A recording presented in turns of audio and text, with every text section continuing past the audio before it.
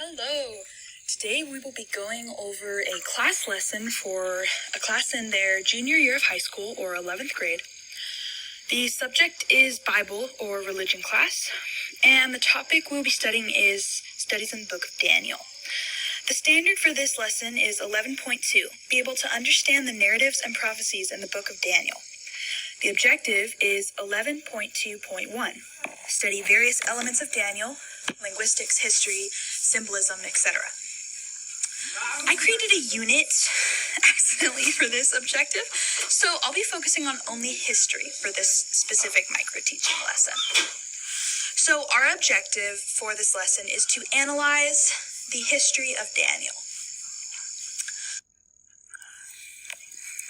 So we're going to start with the setting of Daniel, which is at least in the first few chapters, is in the ancient empire of Babylon, specifically in the city of Babylon. So it was Babylon of Babylon.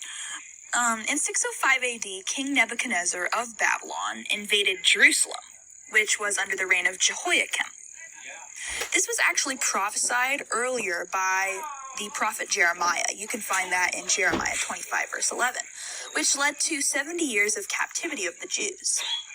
Babylon was the greatest city and empire in this pre-Christian era.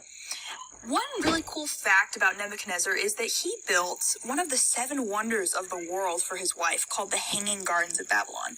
Right here I have a short animation of Babylon. I'm not going to play the whole thing. I'll just play about 20 seconds for you, so you get an idea of what Babylon really looks like. As you can see, there are some lions depicted on the walls. This becomes important when we're looking at symbolism, specifically in Daniel 7, describing ancient Babylon. Now, the setting of Daniel, when we talk about Daniel and his friends, let's break that down. Daniel was the author of Daniel, or at least that's what we've believed for a long time. There are critical scholars who debate that. The author of Daniel was likely of royal lineage. We read in the first chapter he was likely kin to King Zedekiah. He and his friends were handsome, they were intelligent, probably very young, around your guys' age. And we know that he lived to be rather old, probably in his 90s. About 72 years later, he passed away. He was king under 5 different kings, from Nebuchadnezzar all the way till Darius or Cyrus. His 3 friends, their Hebrew names were Hananiah, Mishael, and Azariah. I would take note of this. It may be on a quiz later. Hananiah's name was changed to Shadrach, which means command of Aku. Mishael's was to Meshach, which means who is like Aku, and Azariah's name was changed to Abednego, or servant of Nebu. Chapters 1 through 6 of Daniel are historical books, which deal with the time of Daniel, meaning during ancient Babylon. And chapters 7 to 12 are apocalyptic in nature.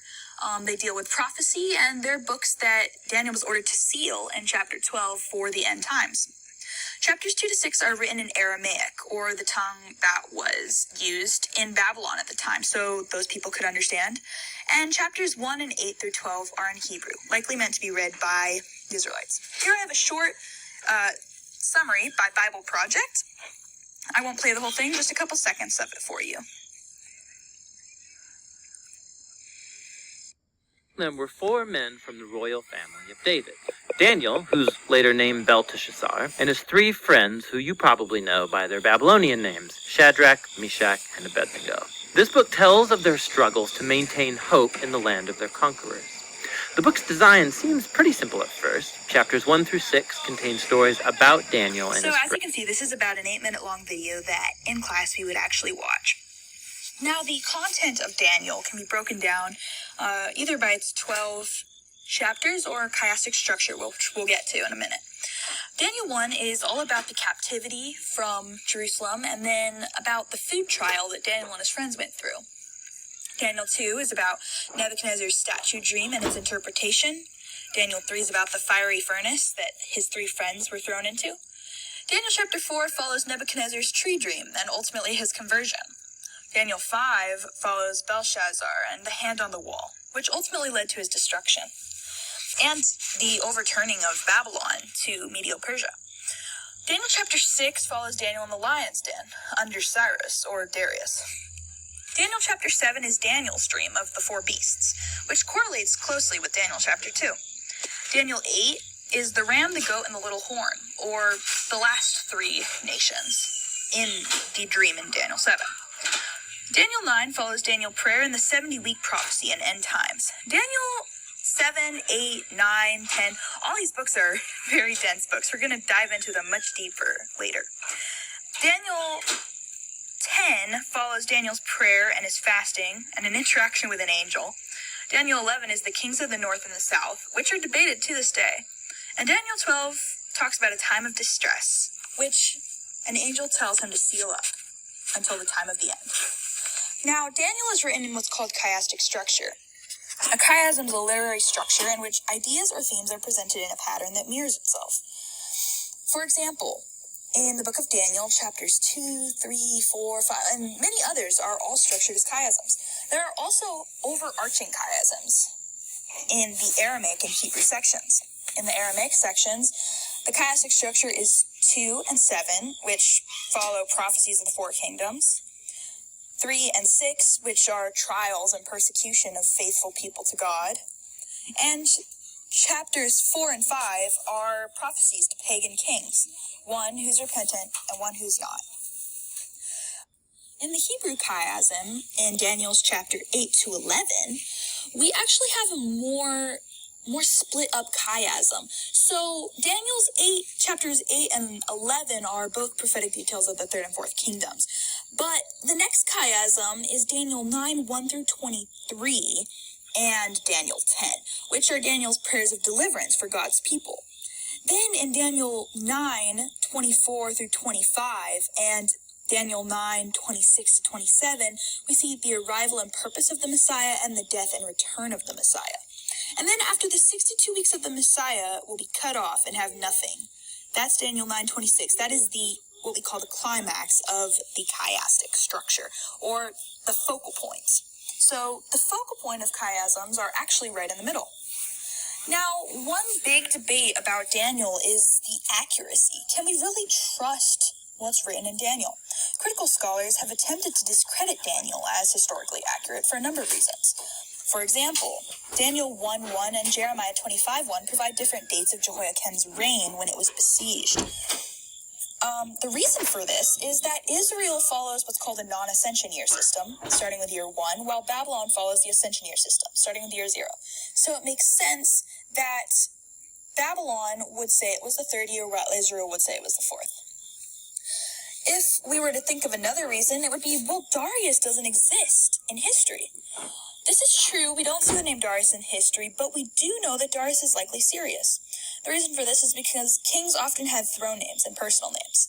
Daniel likely knew Cyrus by his personal name. Both Darius and Cyrus were supposedly 62, so that's why we assume they're the same person. More proof for Daniel's accuracy is its unity of structure. The Dead Sea Scrolls and Ben Sira quote Daniel, and Jesus called Daniel the author of Daniel in Matthew 25, verse 14. If there were to be a class period next, we would do Bible court, where we would conduct a court session presenting the various problems of the book of Daniel, and the students would be called as witnesses to defend the book. So they would have to review all of the different criticisms of Daniel and be able to refute them. While we're doing this reading and these lessons in class, the students will be reading through the book of Daniel on their own time and taking quizzes in class on the material.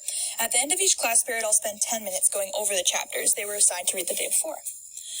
For assessment of this lesson, at the end of the lesson, the students will have this Socratic quiz that I have at the bottom of this PowerPoint, which is worth 25 points. It will be printed, but there would be an online option for students who required it. The test should take around 20 minutes to complete, but there will be extra time permitted for diverse learners. For example, if it's required in their IEP, or if I decide they need it. Taking a quick look at this quiz, I would have multiple choice questions, true and false questions, and short answer questions to help students who learn differently or, prefer perhaps multiple choice and true and false, or maybe some students like to write out their answers. So that would be my first lesson. Thank you so much for listening and have a great day.